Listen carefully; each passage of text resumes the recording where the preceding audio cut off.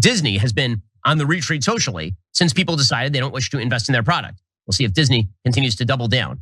The great suspicion is that in Frozen 4, they'll make Elsa a lesbian. By the way, if they do that, it is the end of Disney as a company. Predict it. You can write it down. It is April 17th. If they do that in Frozen 4, they'll destroy Disney, like thoroughly destroy it. Dear God. As was pointed out by, I believe, Jordan Ewell, that is a 39-year-old man who is losing his mind at the possibility that a cartoon might be gay. He believes, seriously, he would have you believe, that will be the end of the massive media Goliath of Disney if Elsa is gay in Frozen 4. I think he means Frozen 3, because Frozen 3 is not out yet. Maybe he's just that worried that like, oh, they're not gonna do it in Frozen 3, but someday in the Frozen cinematic universe, she'll be gay. He said, Mondale, the great suspicion is. What a weird little man. What a weird little, why is that your suspicion? And if it was true, why the hell would you care about it? I mean, we're talking about Frozen and Elsa. Why? What's wrong with Ben? Can someone give him a hug? And the lies, they don't even care that Disney, we know for a fact because it's on paper, Disney's earnings went up the last 2 quarters, and the last quarter, it went up, it increased by 21%. 21%. What is he like? They don't care. They just say anything. And I think you're right. I think he intentionally said part 4, not 3, because he knows like I can run with this for a while. He can bend and raise money off this lesbian Elsa. Like, really?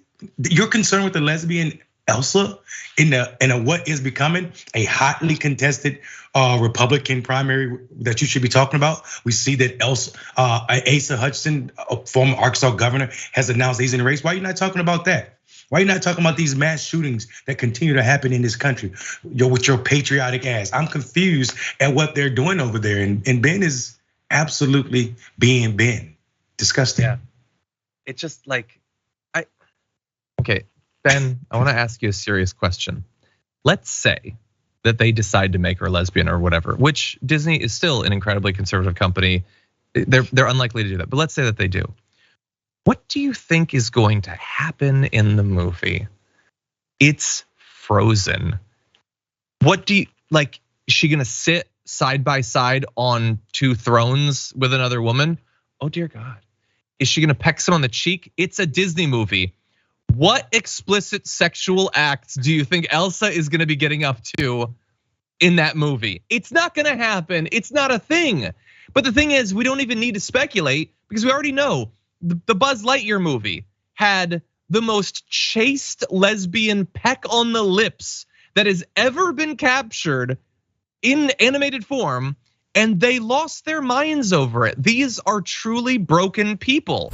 My garbage person of the week is Ben Shapiro, who decided he, a failed screenwriter, needed to chime in on the writer's strike. And one of the main considerations is AI, or one of the ones listed in terms of the negotiation is AI and its role in the writing process. And so here's what Ben Shapiro tweeted. He tweeted himself saying, please write a TV, he asked ChatGPT, please write a TV comedy scene in which a screenwriter negotiates with the studio head for higher pay while the studio head has all of his responses written by AI. And it was kind of garbage. And then he just retweeted that, or tweeted that with, yep, they're screwed. Which is so perfect because it is an indecipherable premise for a joke. No one knows really what he's going for, except that he has this air of superiority that the people in Hollywood who have made the stuff that made him want to get into the business in the first place can be replaced by AI or can't have nothing to worry about, and they shouldn't be worried about anything. When really, if you want to decipher what Ben Shapiro's talking about ever, it's probably, and when it comes to Hollywood, he's probably just trying to replace Hollywood by creating an insane group of people who think that Hollywood is trying to do horrible things to kids so he can do stuff like this. Ben Shapiro's Daily Wire is investing $100 million in kids content as an alternative to woke Disney. This guy is so transparent. They want a world where like Lex Luthor is a misunderstood billionaire and Superman is an illegal alien trying to replace good human superhero jobs. Like their sense of good guys winning and bad guys losing is so warped, and that they can't write a good script that people would like, so they're trying to undercut the entire industry and people who actually are talented, so that they can have a BS safety, safe space to cater to people who think that rich people are the misunderstood good guys. Yeah, it sort of makes sense that he would like, AI. All of these people on the right, as you have pointed out, I think more than anyone else, a lot of them desperately wanted to be creatives or whatever and couldn't do it. So destroy the actual creatives, get rid of the competition, and then just crank out non-creative stuff that, explicitly fulfills your ideological goals. Like, it makes perfect sense. In terms of his joke, I don't even like. It's such a weird, convoluted premise that I am almost inclined to say, is it satire? Is he being sarcastic? Does he mean, well, look at after all this, clearly writers do still matter. Yep, they're screwed is sarcastic.